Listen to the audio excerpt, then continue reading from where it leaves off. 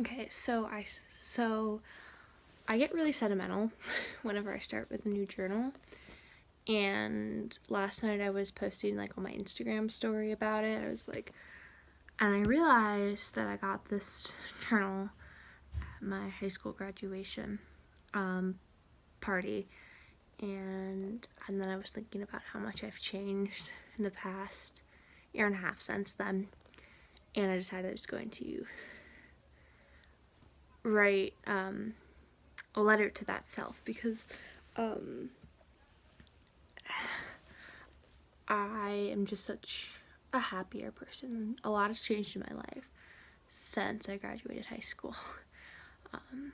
And I said I was going to make a post on Instagram with the letter and everything. And it is a lot longer than I had expected it was going to be, so I decided to do it this way instead. And I might skip bits because some of them are a little either, too personal or would probably be major trigger warnings. So, yeah, so this is a letter for me now. It's 2018. I'm a fall semester of my sophomore year of college, and it's a letter to myself who's just graduated high school. Dear me, you've done it. You've just graduated high school. And that in of itself is such a huge fucking deal. I know you know that, but I've only become more proud of you as time has gone on.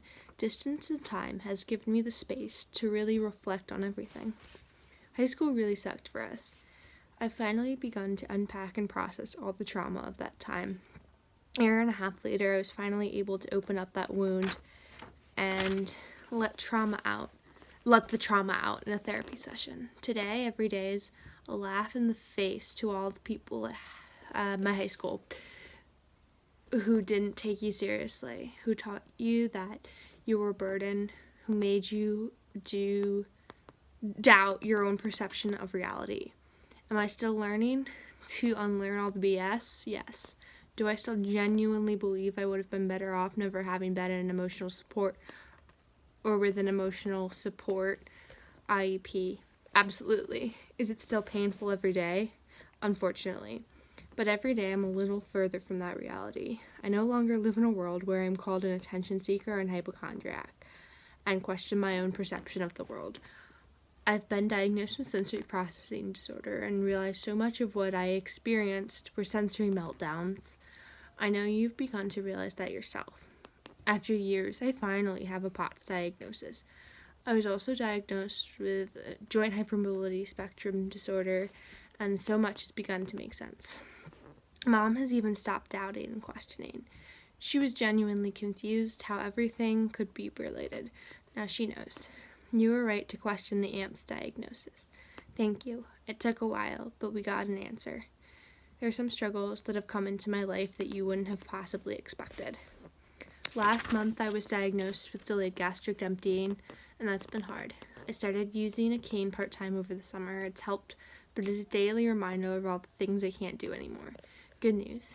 You got to go back to gymnastics for one last session the summer before you started at Rosemont.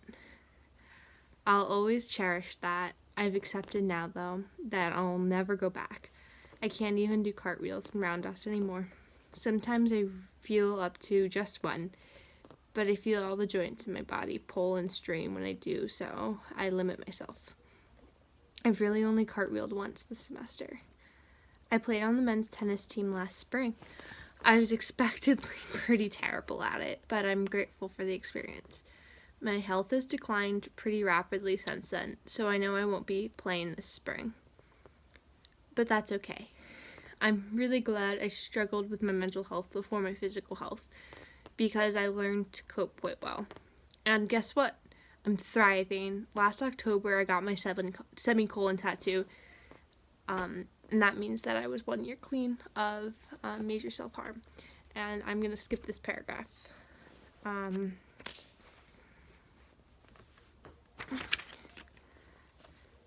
You get the point. I'm officially thriving in recovery.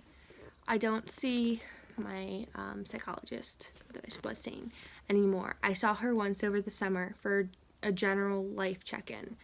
I see a counselor here at Rosemont instead, and we focus a lot more on like general organization and executive function and maintenance. It took so long, but the coping skills finally come naturally. Even when I'm struggling, I remember that my worst days now are days I once dreamed of having. My anxiety is lower than I ever imagined it could be. Sometimes I wish one of my old therapists who I really loved and who helped a lot, but I was just too intense of a case for her, could see where I am now. I'm 19 years old. I'm a sophomore in college. I never thought I'd actually make it to this point. Honestly, I really believed I would have taken my own life before my 18th birthday. You know that. You are a survivor already. Every day I am reminded that I'm living the life I once could only fantasize about. Sometimes I have dreams that I'm back in high school, that I missed something and had to go back. But then I wake up in my college dorm room. I go to my college classes, which I'm thriving in, by the way. I finished freshman year with a 4.0 and see the life I've built for myself. And let me tell you about my friends. I really, truly have a group of genuine friends who I love and who love me unconditionally. We consider each other family. I'm eternally grateful for them, and sometimes I start to cry a little because of how much I love them.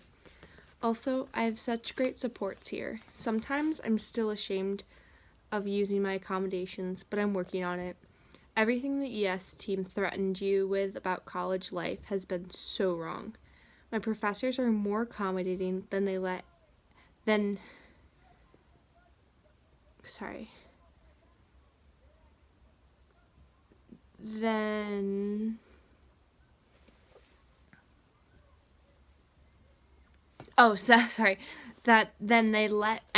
they meaning the emotional support team, they let any of my high school teachers be. I spent a good amount of time freaking out to the Jay, who's the director of campus ministry, after having a panic attack and leaving class. Just knowing I have that option, and several others, has made all the difference. You would not believe how wrong they were. Just wait. What else? Insurance has approved top surgery. I go by Elliot in addition to Ellie now. A kid I was in group with died last summer of suicide. It was hard, but it brought some of my other friends who knew him through the DBT group and I closer together. I started a queer group on campus. It's called Q&A, short for Queer and Allied. I learned how to draw an ampersand for it. That's the thing, the like weird and symbol. I sing at Mass pretty much every Sunday. I'm a student ambassador. Right now I'm taking a nonprofits class, and we've started our own nonprofits. I'm working on getting a service dog. My faith has continued to grow. I am, for the first time in my life, genuinely, truly, and unabashedly happy. So you better look out, because your future is so bright. Love from the future. Ellie. So, yeah, I realized that was too long for an Instagram post. But I realized just how far I've come, and I can never forget it. Even on my bad days, I'm like, oh shoot, I have to do X, Y, and Z today. It's gonna be a hard day, blah blah blah. But then I just remember the kid I used to be, and just the person I used to be. I started planning college when I was in 3rd grade. So like honestly, going to college was just a huge dream of mine. And I'm here, and I really made it. Like, we weren't sure if I'd be stable enough with my mental health to go to college, live on campus. So just like being here is huge. And I can't forget that. So I realize how cheesy it is every time I say it, but if you're struggling right now, if you feel like you're in a situation that you'll never ever get out of, no matter how many times people say that you will, and like people will say it gets better, but it really does. It does get better. Like, I never believed people when they said that, because it would always be like, oh, just gotta hang on. But then they didn't tell me, like, how it would get better, or, like, you know, that it was okay that it wasn't better yet. I think that's a huge thing. It's okay that it's not better yet. You just have to believe that it will, and I hope that anyone else who's struggling like I was when I was in high school in particular finds relief and finds that thing or things that lights up their world again. So I love you. Anyone who's watching this, I love you. To my past self, I love you. To my future self, I love you.